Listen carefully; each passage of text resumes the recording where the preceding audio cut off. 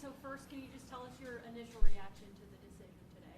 Well, we're obviously pleased with the decision that the jury made. It's been 5 long years since all this first started, and it's a lot of hard work by a lot of people. So it was very satisfying to get the jury's verdict. Normally, we sometimes hear a victim impact statement in cases like this, and we didn't hear one this time. Maybe a little bit from Tommy Boswell, but it seems like you are the advocates for Evelyn. What do you have to say about that? That's a complicated question, to say the least. Obviously, there are a lot of emotions in this case, even within the Boswell family. I mean, you all saw Tommy testify. I mean, his daughter was the defendant. His granddaughter was the victim in this case. A lot of emotions. Same thing with Angela. So, but we're fortunate, and I would be remiss without talking about the incredible work that was done by law enforcement in this case. And as a community, could not be prouder to have those folks who really, from the get-go, from the time she was reported missing, who've really been her biggest advocates during these 5 years, to see, ultimately what we realized here in the courtroom today, which was justice for Evelyn. Even with that exhaustive investigation, all of the interviews, all of the forensic evidence that was gathered, Ms. Massengill even acknowledged we still may never know exactly what happened. Did you have to rely on the jurors' common sense and taking might be a shred of doubt and separating that from what reasonable doubt is in this case? To some extent. I mean, I think always coming from a prosecutor, it's I guess easy to say, well, we think you should decide the case this way. But this really was, a textbook example of, just excellent police work, for us to be able to come into the courtroom, to be able to present a case where you really don't have direct evidence. I mean, we didn't have a confession. We didn't have a video of the crime being committed. You had to rely on a lot of circumstantial evidence, and, as we argued during closing argument, you're going to have to use your common sense to fill in some of those gaps that were there. So, yes. General Massengill, during closing, you talked about the baby. Baby Evelyn mattered. Where'd you come up with that? Because it's the truth. She mattered and she deserved to live, and I wanted the jury to know that. How hard was it working on this case and seeing all those images, the baby in the trash can?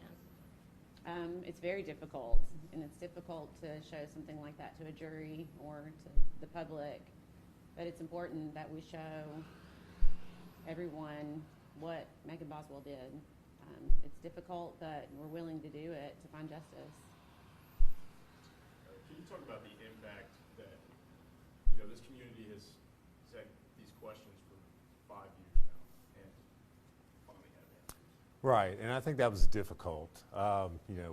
Unfortunately, we made some very purposeful decisions as we were prosecuting the case, which I think a lot of people kind of took umbrage with. We did not release much about this case on purpose because we wanted to try the case here in Sullivan County. And I think that caused a lot of heartburn among people not to have those answers, not to know that information about the case. And we, kind of told them just to be patient because we wanted to try the case in the courtroom. And we feel like that's what we did. Was there a piece of evidence or something that you think really sealed the deal for the jurors on making this decision? I don't know that there was any one singular piece of evidence. I think the difficult thing in this case really is those interviews with Megan and the fact that, her story kept changing, kept shifting. And, there were lots of little things, that kind of ruled other things out. But I think ultimately, it was a lot of her own words that were her undoing in this case. And what about how the baby was found? That is something that I think has hit home, and you could tell from day one, from the images you showed, jurors were crying, she was crying. Right. What do you want to talk about with that? I mean, it's disturbing. I mean, it truly is. And, we made a decision in trying this case because, there were a lot of charges. Obviously, the lies and stuff that she was telling the jury. we didn't want the focus of the case to be on that. I mean, to us, that was the easy kind of low-hanging fruit, so to speak. We wanted the focus to be on the homicide.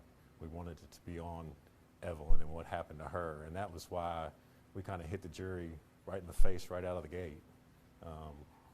And so, you know, like I said, that was strategy on our part as far as, you know, how we kind of put the trial together. We wanted them to, right from the get-go, know that this was a homicide case. This wasn't just a somebody lied to the police case. Megan will be eligible for parole when she's about 69 years old. As a prosecutor team, you asked for life without the possibility of parole. What is your take now that the jury decided to give her a chance? You want to answer it? We will continue to fight to keep her in custody until, for her natural life, if possible. Can she face more years than that, though, with the other, like, charges that she received? She can. The judge will still have to sentence her on all the false report counts, the tampering, the abuse of a corpse, the failure to report charge. So in theory, he could run those consecutive, and he could stack that time on top of what she's already received for the homicide. Is So that something you all get to urge him to do in We your do. sentencing report? we do. There'll be a sentencing report, and then we'll have a sentencing hearing. That's what's set the end of May, and then we'll go from there. Both sides will have a chance to argue what her sentence should be on those. Do you know how many years she looks at for those additional charges, too? Yes, the false reports should be looking at 2 to 4 years on those. The tampering charge will be 3 to 6, and I think the abuse of a corpse and the failure to report are both 1 to 2 years on those. I know that law enforcement, even one of the agents or one of the people that testified said that everyone else was ruled out, including Hunter Wood. But clearly, whether it was in the community or certainly on the defense's strategy, that was an if that they wanted to put out there. How important were those text messages that you guys were able to put up, showing what was going on, what apparently was going on, at least in Hunter Wood's mind, as this child was now known to be missing? All right, you want to comment? I think they're very, very important. I don't know how you can overcome that, in my mind. When we found those, I don't know there's an explanation, for them. Was there anything else y'all want us to know? I know it's been a very long, almost 2 weeks. Well, like I said before, I mean, I think, if the community ever had any doubt about how hard law enforcement works, I hope they had a chance to see that in action in this trial, because like I said, you really could not have asked for any more diligent, exhausting efforts than what we saw from our local law enforcement here at the Sullivan County Sheriff's Office, TBI, FBI. I mean, it truly was a coordinated effort. Is this the first time in a while, too? I know that the judge mentioned it, but for you all, that a jury has been sequestered?